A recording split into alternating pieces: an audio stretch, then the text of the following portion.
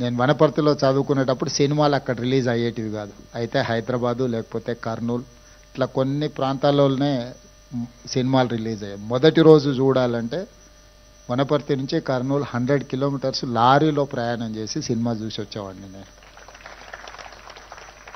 అంటే అప్పుడు బస్సులు ఫ్రీక్వెంట్గా ఉండేది కాదు. సినిమా టైంకి వెళ్ళి మళ్ళీ సినిమా చూసి మళ్ళీ వెనక్కి రావాలి అంటే లారీలు హైవేస్లో ఎక్కువ లారీలు పోతూ ఉంటాయి కాబట్టి లారీ ఎక్కిపోయి మేము ఫ్రెండ్స్ కాలేజీలో ఉన్నప్పుడు సినిమా చూసి మళ్ళీ సెకండ్ షో సినిమా చూసి వెనక్కి వచ్చేవాళ్ళం.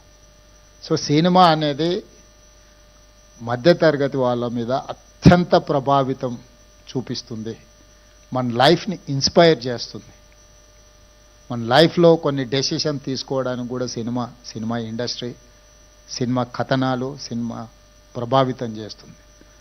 సినిమా అనేది ఒక కమర్షియల్ ఎలిమెంటే కాదు. సినిమా అనేది ఒక సోషల్ యాంగిల్లో అత్యంత ప్రభావితం చూపించగలిగిన industry.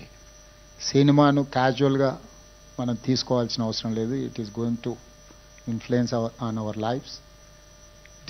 We have to recognise cinema as a industry. Telangana రాష్ట్ర ప్రభుత్వం ఐటీ, ఫార్మాతో పాటు సినిమా ఇండస్ట్రీని కూడా ఒక గొప్ప పరిశ్రమగా తెలంగాణ రాష్ట్రాన్ని అభివృద్ధి చేసే దాంట్లో దీన్ని ఒక భాగస్వామ్యం చేయాలనేది మా ఆలోచన. నేను చాలా సందర్భాలలో చెప్పిన, ఎట్లయితే హైదరాబాద్ నగరాన్ని బెంగళూరు, ఢిల్లీ, ముంబై, చెన్నై నగరాలతో మాకు పోటీ లేదు.